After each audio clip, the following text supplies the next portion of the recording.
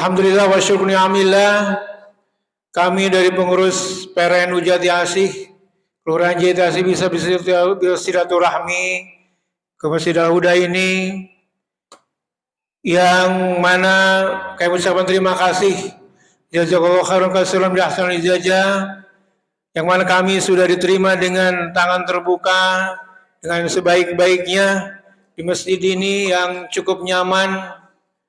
AC-nya aja udah nggak bisa kehitung ini saking ademnya.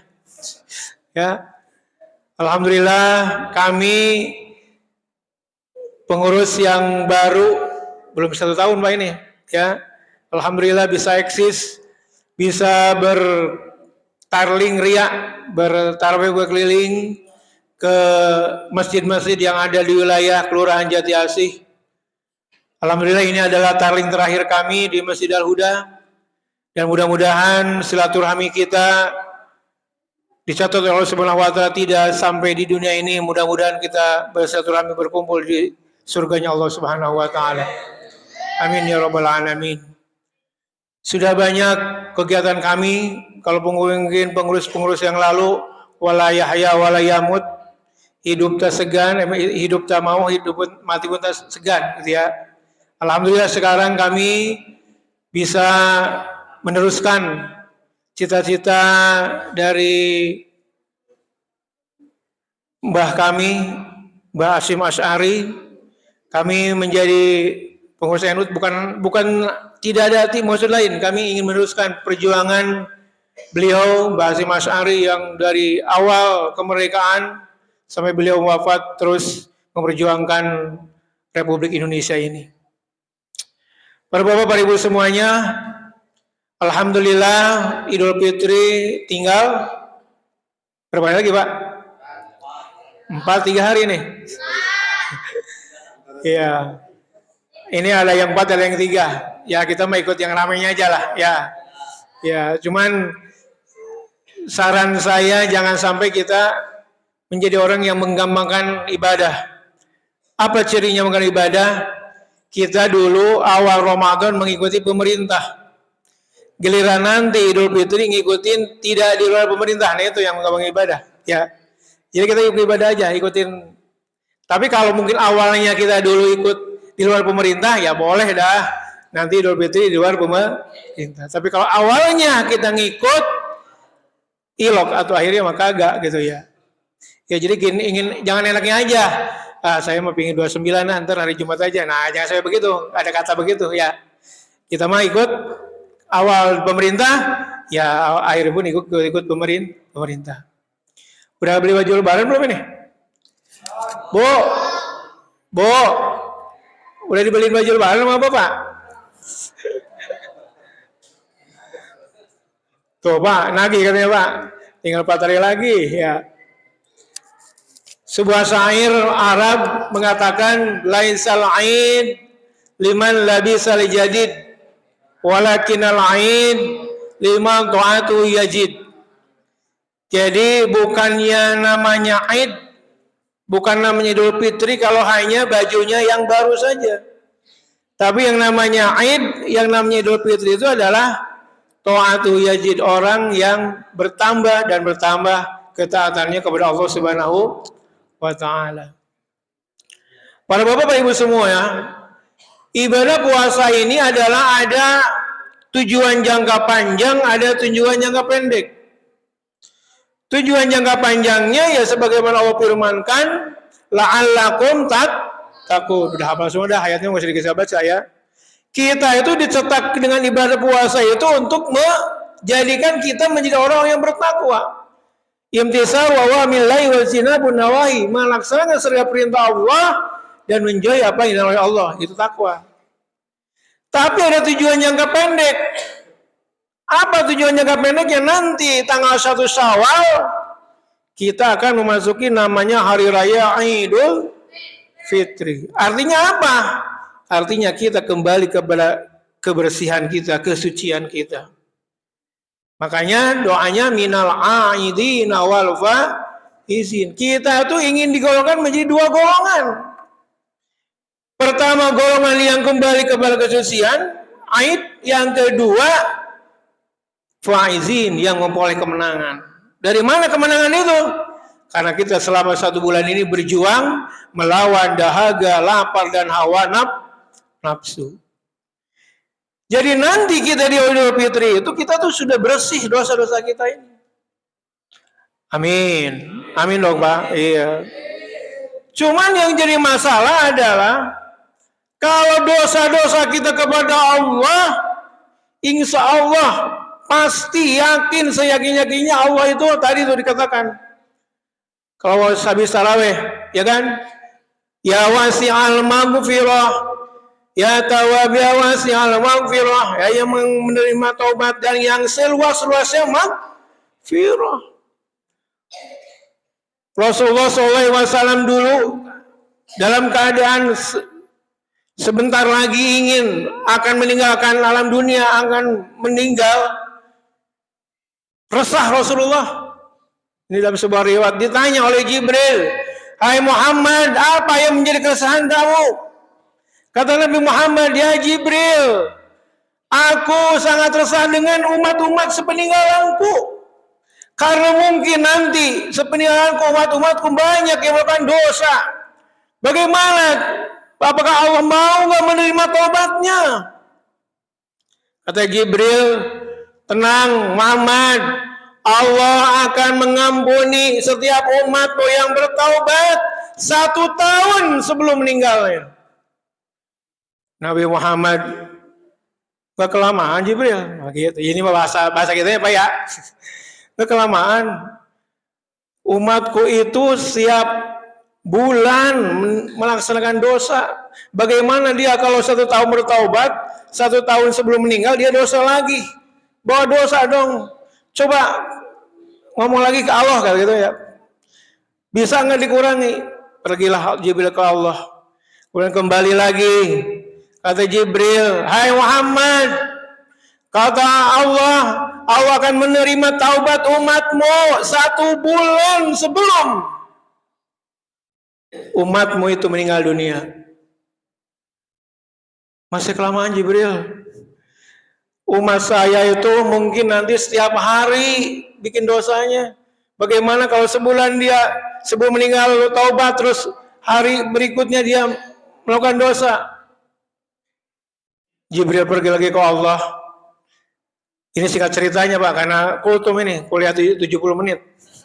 Ya, balik lagi Jibril ke Muhammad. "Hai Muhammad, Allah akan mengampuni dosa-dosa umatmu kalau bertaubat 1 hari sebelum meninggalnya." Ya Jibril, umat saya itu tiap jam melakukan dosanya. Bagaimana kalau sehari sebelum meninggal dia taubat, tapi jam berikutnya dia meninggal belum taubat? Pada akhirnya, "Hai Muhammad, Allah akan menerima taubat umatmu ketika sakaratul maut, ketika ruh yugorgir, ketika berada di tenggorokan. Allah akan menerima taubat umatmu sebelum ruh berada di dalam tenggorokannya ketika sakaratul maut." Tuh Pak, bagaimana enggak cintanya Rasulullah Muhammad SAW kepada umatnya. Jadi Allah akan menerima taubat kita sebelum ruh ada di dalam tenggorokan. Itu kalau kita berdosa kepada Allah. Tapi masalahnya adalah bagaimana nanti di Idul Fitri itu kita punya dosa sama sahabat kita, istri dengan suaminya, suami dengan istrinya, anak dengan orang tuanya, orang tua dengan anaknya. Bagaimana dosa-dosanya? Tetap Allah akan mengampuni dosa orang tersebut apabila orang tersebut saling bersalaman.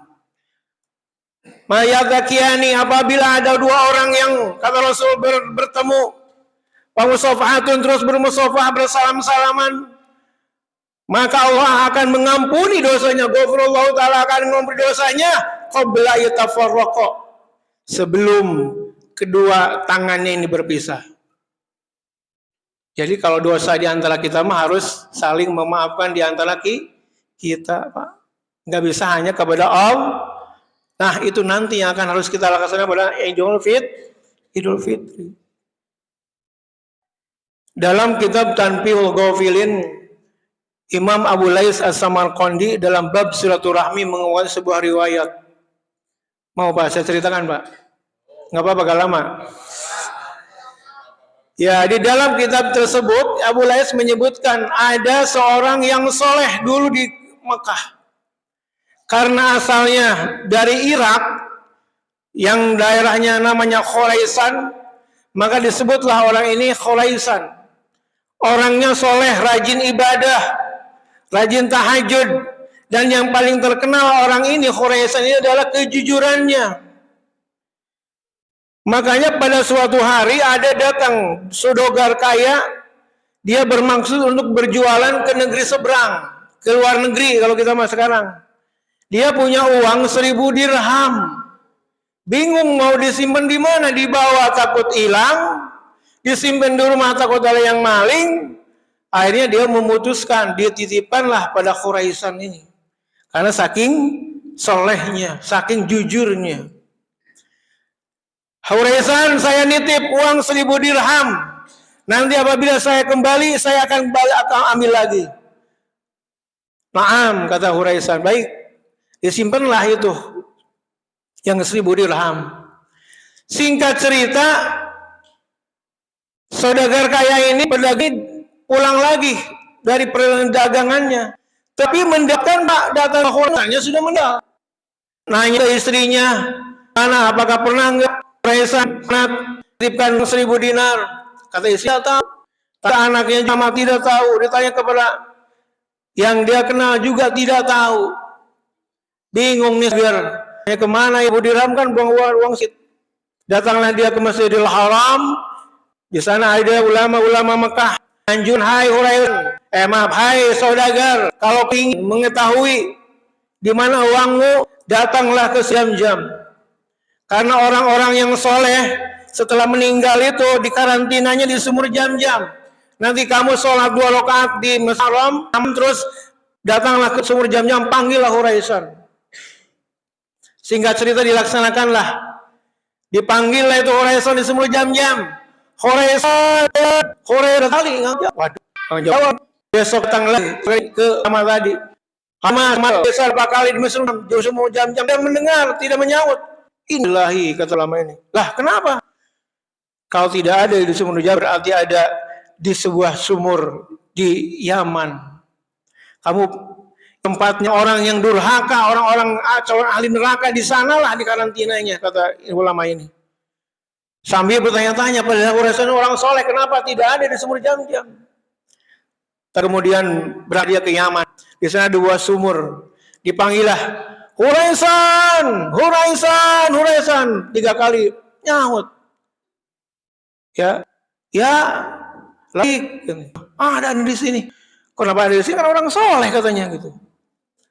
Ditanyalah Khuraisan, di mana uang 1.000 dirham saya? Hai saudagar, tenang, uang kamu aman. Saya simpan di kamar saya di bawah tanah. Silakan aku gali, minta izin keluarga saya. Baiklah, tapi saya mau nanya nih, kenapa kau ada di sini? Sedangkan kata para ulama orang soleh itu karantinanya seperti ada berjam-jam. Sebelum meninggal, detik-detik meninggal, saya beralah dengan darah saya. Sehingga saya mengusir adik saya, kata dia itu. Sampai saya mengatakan bahwa saya tidak mengakui lagi bahwa dia itu adik saya. Jadi dosa itu yang kamu menyebabkan kamu datang jadi di sini. Iya, itulah dosa saya memutuskan silaturahmi dengan adik saya. Kemudian ini ngilong, datanglah ke adiknya, ceritanya, kemudiannya hati mengampuni, tidak telah mengerat.